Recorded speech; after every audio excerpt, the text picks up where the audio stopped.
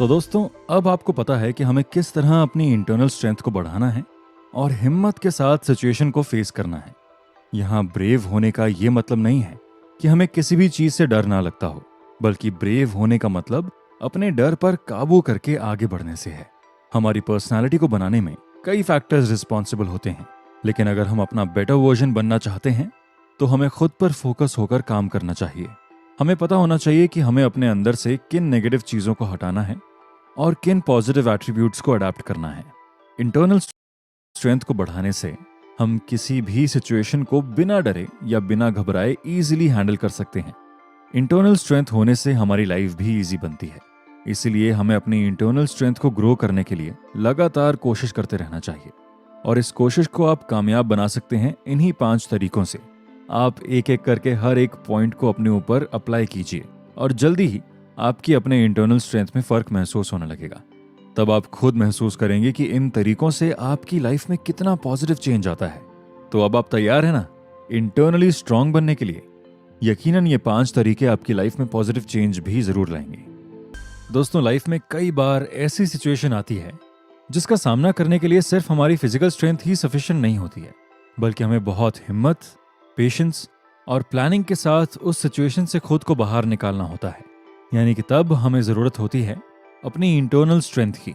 अपने आप को फिजिकली स्ट्रांग बनाने के लिए हमें क्या करना चाहिए, ये ज्यादातर सभी को मालूम होता है, मगर क्या आपको मालूम है कि खुद को इंटरनली स्ट्रांग बनाने के लिए हमें क्या करना चाहिए? आइए आज हम कुकू बाइट्स के इस ओरिजिनल शो में बात करते हैं ऐसे 5 तरीकों के बारे में जिन्हें अपनाकर हम अपनी इंटरनल स्ट्रेंथ को बढ़ा सकते हैं। जब हमारी लाइफ बिल्कुल हमारी प्लानिंग के मुताबिक चल रही होती है, तब हम अपने काम पर भी फोकस कर पाते हैं, क्योंकि तब हम इंटरनली स्ट्रांग फील करते हैं। लेकिन क्या हम बहुत खुशी भरे या बहुत दुखी पल में भी अपने काम पर बिल्कुल वैसे ही फोकस कर पाते हैं? अगर यहां हमारा जवाब ना है, तो हमें अपनी इंटरनल स्ट्रेंथ को बढ़ाने के लिए सुख या दुख से प्रभावित हुए बिना सिर्फ अपने काम पर फोकस करना चाहिए। यहाँ ये समझना बेहद जरूरी है कि हर एक इमोशन में एक तरह की एनर्जी होती है। दुख में भी एनर्जी है और सुख में भी। इसलिए हम इस एनर्जी को किसी गोल को अचीव करने में फोकस करेंगे तो हमें न सिर्फ इस सिचुएशन से निकलने में आसानी होगी, बल्कि हमारा कॉन्फिडेंस लेवल भी बूस्ट होगा। जैसे कई बार ऐसा होता है कि हम किसी घटना की वजह से हार मानकर बैठ जाते हैं और हमें लगने लगता है कि सब कुछ बेकार है। या फिर कभी हम बहुत खुश होते हैं तो अपने जरूरी कामों को ये सोचकर टाल देते हैं कि अभी एंजॉय करते हैं, काम तो बाद में हो जाएगा। ये दोनों ही कंडीशंस हमारी इंटरनल स्ट्रेंथ को बढ़ने नहीं देती। इसीलिए जरूरी है कि हम कर्म को सुख दुख से ऊपर रखें। सुख और दुख से ऊपर उठकर अपनी ड्यूटी को निभाने का एग्जाम्पल प्रियंका चोपड़ा की लाइफ के एक इंसिडेंट से मिलता है। 2013 में एक लंबी बीमारी के चलते प्रियंका चोपड़ा के पिता की डेथ हो गई। पिता की डेथ के बाद प्रियंका गहरे सदमे में थी, लेकिन उन्होंने हार नहीं मानी और दुख की इस घड़ी से बाहर निकलकर अपनी ड्यूटी को पहले रखा और कुछ ही दिनों में शूटिंग पर पहुंच गई। प्रियंका चोपड़ा ने एक इंटरव्यू में बताया था कि उन दिनों वो मैरीकॉम फिल्म की शूटिंग कर रही थी, जिसके लिए उन्हें स्पेशल ट्रेनिंग दी जा रही थी। प्रियंका ने अपने दुख को भूलकर अपने काम पर फोकस किया और पूरी तरह से काम में रम गई। प्रियंका की मेहनत रंग लाई और इस फिल्म में कई बड़े अवार्ड अपने नाम किए। इस तरह काम को सुख दुख से ऊपर रखने वाली बात को हम एक और एग्जाम्पल से समझ सकते हैं। मान लीजिए कि आपके पास एक बड़ी कंपनी से जॉब ऑफर आता है, लेकिन हाल ही में आपकी अपने दोस्त से बहस हो गई है, जिस वजह से आपका मूड ऑफ है। ऐसे में आप इस बात को लेकर इतने स्ट्रेस में हैं कि आपने इस बात को अपनी लाइफ का एक दुख बना लिया है।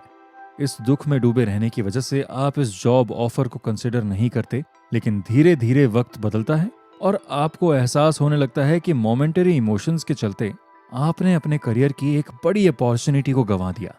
इस एटीट्यूड के साथ आप लाइफ में कभी ग्रो नहीं कर पाएंगे। भगवत गीता में भी भगवान श्री कृष्ण सुख दुख से ऊपर उठकर अपने कर्म करने का संदेश देते हैं। कुरुक्षेत्र की रणभूमि पर जब अर्जुन अपने सगे संबंधियों के साथ युद्ध करने की स्थिति को देखकर घबराकर अस्त्र त्याग देता है, तो श्री कृष्ण अर्जुन को किसी भी तरह के बंधन, मोहमाया और सुख दुख से ऊपर उठकर अपना कर्म करने का आदेश देते हैं। श्री कृष्ण के मार्गदर्शन के बाद अर्जुन के सभी संदेह दूर हो जाते हैं और फिर आप जानते ही हैं कि अर्जुन के पराक्रम की बात आज भी याद की जाती है। इसलिए अच्छे और बुरे दोनों तरह के ही वक्त में हमें अपनी ड्यूटीज और रिस्पॉन्सिबिलिटीज पर फोकस करना चाहिए। जिससे किसी भी सुख या दुख का असर हमारे ऊपर कम से कम रहे और हम इमोशनली स्ट्रांग बने रहें। हम सभी का एक पास्ट होता है जिसे हम चाहकर भी अपने से अलग नहीं कर सकते, लेकिन इसका मतलब ये नहीं कि पास्ट ही हमें डिफाइन करता है। हमारा पास्ट कैसा भी हो, लेकिन हमें हमेशा अपने पास्ट को फेस करने की एबिलिटी डेवलप करनी चाहिए। इससे न सिर्फ हम अपनी गलतियों से सीख पाएंगे, बल्कि इसके चांसेस भी बढ़ जाएंगे कि अगली बार पास्ट जैसी सेम सिचुएशन आने पर हमें किस तरह से इसे टैकल करना है ये हमें पता होगा। एग्जाम्पल के लिए, फैमिली में अक्सर बहस हो जाती है। सोचिए कि आपकी फैमिली में कोई ऐसा मेंबर है जिसे उसकी गलती बताने पर वो ट्रिगर हो जाता है, जिसकी वजह से घर का माहौल खराब हो जाता है और लड़ाई झगड़ा बढ़ जाता है। इस वजह से पास्ट में कई बड़े झगड़े हो चुके हैं। ऐसे में आप अपने पास्ट एक्सपीरियंस से सीखते हुए उस मेंबर से बात करने का तरीका बदलेंगे, या फिर कोई ऐसा रास्ता चुनेंगे कि आपका काम भी पूरा हो जाए और घर का माहौल भी खराब ना हो। इस बात को एक और एग्जाम्पल से समझते हैं। मान लीजिए 2 साल पहले आप किसी कंपनी में इंटरव्यू देने गए थे, लेकिन आपका इंटरव्यू इतना खराब रहा कि आपको उसके बारे में बात करते हुए भी एम्बैरेसमेंट फील होती है। इसलिए जब भी उस कंपनी में फिर से इंटरव्यू देने की बात होती है तो आपको घबराहट होने लग जाती है। लेकिन पास्ट में हुई इस घटना को इग्नोर करना या फेस ना करना आपको अंदर से वीक बनाता जा रहा है।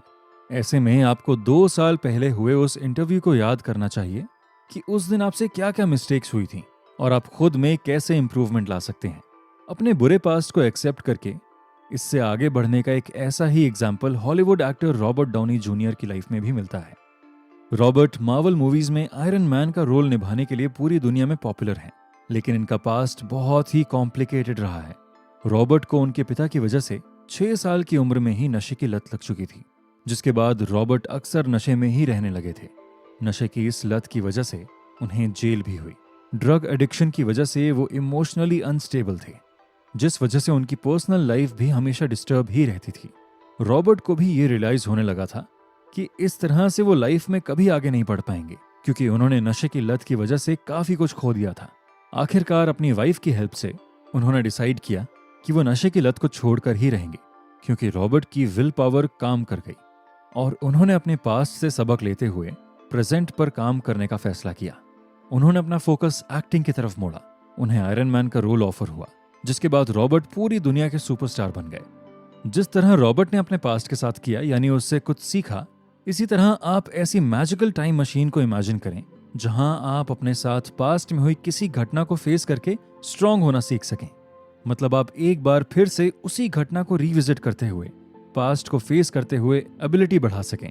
ये एक ब्रेव मूव की तरह है, जिससे बरसों पुरानी बीती हुई घटनाओं से सीखते हुए आप प्रेजेंट में खुद को इंटरनली स्ट्रांग बना सकते हैं।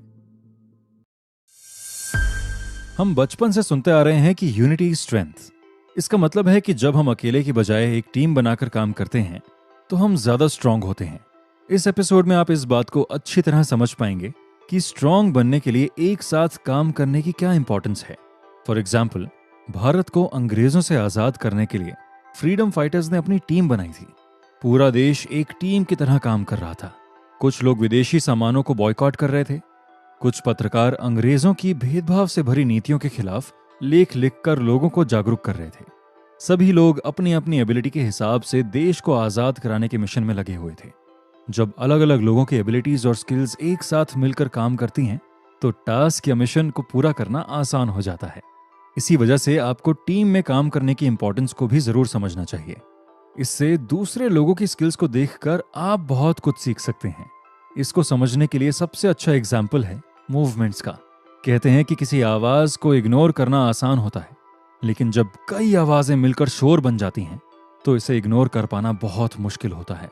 हम देश दुनिया में ऐसे कई मुद्दे रखते हैं जो किसी एक इंसान के लिए नहीं बल्कि पूरी ह्यूमैनिटी के लिए खतरा बन सकती है। जैसे अपने चिपको आंदोलन के बारे में जरूर सुना होगा। 70 के दशक में पेड़ों को काटने के विरुद्ध चमोली के स्थानीय निवासियों ने चिपको आंदोलन शुरू किया था। इस आंदोलन में अनगिनत लोग पेड़ों से चिपक कर खड़े हो गए थे, जिससे कि पेड़ काटने के लिए आने वाले लोग पेड़ ना काट सकें। वनों को बचाने के लिए इन सभी लोगों ने एक साथ मिलकर स्ट्रैटेजी बनाई थी। सोचिए, अगर कोई एक इंसान पेड़ से चिपक कर खड़ा हो जाता तो क्या ये मूवमेंट इतना इम्पैक्टफुल हो पाता?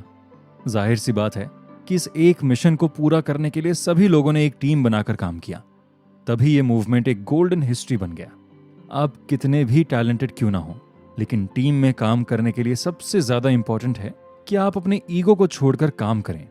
इससे आप कई सारी प्रॉब्लम से बच सकते हैं। जो लोग टीम के साथ काम करने में अच्छे होते हैं, उनमें बड़ी आसानी के साथ लीडरशिप क्वालिटी डेवलप होती है और उनकी इंटरनल स्ट्रेंथ भी कंपैरेटिवली ज्यादा होती है। सवाल है कि लोग झूठ क्यों बोलते हैं। आपने अक्सर देखा होगा, लोग जरा जरा सी बातों पर झूठ बोल देते हैं, चाहे वो एक छोटा बहाना ही क्यों ना बना रहे हो। ऐसे में सवाल आता है कि लोग झूठ क्यों बोलते हैं। तो इसके कई जवाब हो सकते हैं, लेकिन झूठ बोलने की एक वजह यह भी है कि लोग सच बोलने से डरते हैं, क्योंकि उन्हें लगता है कि झूठ बोलने से वो सेफ रहेंगे, जबकि सच बोलने से क्रिएट होने वाली सिचुएशन को वो डील नहीं कर पाएंगे। झूठ बोलने के भी कई साइड इफेक्ट्स होते हैं। झूठ बोलने का सबसे बड़ा साइड इफेक्ट यह है कि झूठ बोलने वाला इंसान हमेशा डरा हुआ रहता है और डर हमें अंदर से कमजोर बनाता है। इस वजह से झूठ बोलने से हम कभी भी स्ट्रांग नहीं बन सकते। हमें हमेशा ये डर सताता रहेगा कि कहीं सबके सामने सच ना आ जाए। ऐसे में बहुत जरूरी है कि हम सच बोलने की शुरुआत पहले खुद से करें। हम पहले खुद सच को एक्सेप्ट करना सीखें। जिस दिन हम खुद के सच को स्वीकारना शुरू करेंगे, उस दिन हम दूसरे लोगों से भी बिना डरे सच कह पाएंगे। सच बोल देने से आप आजाद हो जाते हैं, लेकिन झूठ आपको एक कैद में रखता है। इस कैद में आपको धीरे धीरे घुटन महसूस होने लगती है। कभी कभी लोगों को लगता है कि वो झूठ बोलकर कई परेशानियों से बच सकते हैं। झूठ कुछ देर के लिए परेशानियों से भले ही बचा सकता है, लेकिन उसी झूठ के बैकफायर होने पर आपके सामने मुसीबतों का पहाड़ टूट सकता है। वहीं सच बोलकर हम खुद में इंप्रूवमेंट तो लाते ही हैं, साथ ही सच बोलकर ही हम दुनिया में भी बदलाव ला सकते हैं। इस बात को हम महात्मा गांधी की लाइफ से समझ सकते हैं। महात्मा गांधी से जुड़ी एक कहानी है कि एक दिन उनके पास एक औरत अपने बच्चे को लेकर आई और कहने लगी कि बापू, आप मेरे बच्चे को समझाएं कि वो गुड़ ना खाए, क्योंकि वो गुड़ बहुत ज्यादा खाता है। गांधी जी ने उस औरत को एक सप्ताह बाद उस बच्चे को फिर से लेकर आने के लिए कहा। वो औरत अपने बच्चे को लेकर गांधी जी के पास एक सप्ताह बाद आई, लेकिन गांधी जी ने फिर से अगले सप्ताह आने के लिए कहा। इसी तरह से गांधी जी 4 सप्ताह तक उस औरत को अगले सप्ताह आने की बात करते रहे। आखिरकार 5वें हफ्ते में गांधी जी ने उस औरत के बच्चे को समझाते हुए कहा, बेटा, गुड़ मत खाया करो, सेहत के लिए अच्छा नहीं है। ये देखकर वो औरत बहुत गुस्सा हुई और गांधी जी से बोली कि बापू, ये बात तो आप पहले सप्ताह में भी कह सकते थे, तो इतनी छोटी सी बात कहने के लिए आपने इतने दिनों तक मुझे इंतजार क्यों कराया। इस बात को सुनकर गांधी जी मुस्कुराते हुए शांत भाव से बोले, क्योंकि मैं खुद गुड़ खाया करता था। आपके बेटे को सीख देने के लिए पहले मुझे अपना सच बदलना होगा, तभी मैं उसे सच बात कह पाऊंगा। इतने सप्ताह तक मैंने पहले गुड़ खाना खुद छोड़ा है और अब सच्चाई के साथ इस बात को कह पाया हूं। गांधी जी के सच को सुनकर वहां मौजूद लोगों ने भी सीख ली और सच की ताकत को समझा। इसी तरह अगर आप चाहते हैं कि दुनिया में बदलाव आए, तो आपको पूरी सच्चाई के साथ सबसे पहले खुद में बदलाव करने की कोशिश शुरू करनी होगी। तो इस तरह से न सिर्फ दूसरों के साथ बल्कि अपने लिए भी हमेशा ऑनेस्ट और ट्रूथफुल रहना इंटरनली स्ट्रांग बनने के लिए बहुत इंपॉर्टेंट है। हम सभी का एक कंफर्ट जोन होता है। इस कंफर्ट जोन में रहकर हम सेफ फील करते हैं, लेकिन ये कंफर्ट जोन एक सर्कल की तरह होता है, जहां हम हर बार गोल गोल घूमकर वापस उसी जगह पर आ जाते हैं जहां से हमने शुरुआत की होती है। इस सर्कल में घूमते रहने से हम कोई भी नई मूवमेंट नहीं कर सकते। इसका मतलब यह है कि कुछ नया सीखने के लिए हमें अपने कंफर्ट से बाहर निकलकर नई चीजें ट्राई करनी चाहिए, जिससे कि हमारी ग्रोथ हो सके। हमें अपना कंफर्ट जोन पता होना चाहिए, लेकिन हमें इसे अपनी आदत बनाने से बचना चाहिए। इमेजिन करें कि आप एक कैफे चलाते हैं जहां पर आप कॉफी बनाते हैं, क्योंकि आप बहुत अच्छी कॉफी बनाते हैं। कॉफी बनाना आपका कंफर्ट जोन है। कैफे में सिर्फ कॉफी अवेलेबल होने से आपके कस्टमर्स भी लिमिटेड हैं, जिसकी वजह से आपकी सेल भी लिमिटेड है। लेकिन अगर आप कंफर्ट जोन से निकलकर कैफे में चाय भी बनाना शुरू कर देंगे, तो इससे आपकी प्रोग्रेस के चांसेस काफी बढ़ जाएंगे, क्योंकि चाय और कॉफी दोनों के शौकीन आपके कैफे में आना शुरू कर देंगे।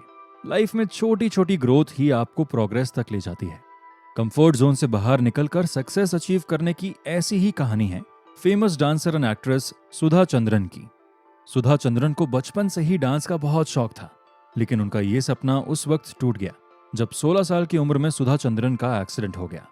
इस एक्सीडेंट की वजह से सुधा जी के दाहिने पैर में चोट आई थी, जिसकी वजह से उनका पैर काटना पड़ा। इसके बाद सुधा जी ने फिर से डांस करने की सारी उम्मीदें खो दी थी। उनके आसपास मौजूद लोगों ने तो ये कहना शुरू कर दिया था कि सुधा जी अब कभी नॉर्मली चल नहीं पाएंगी। तो डांस करना तो दूर की बात है, लेकिन सुधा जी हार मानने वालों में से नहीं थी। आर्टिफिशियल पैर लगवाने के बाद सुधा जी ने 3 साल तक चलने की प्रैक्टिस की।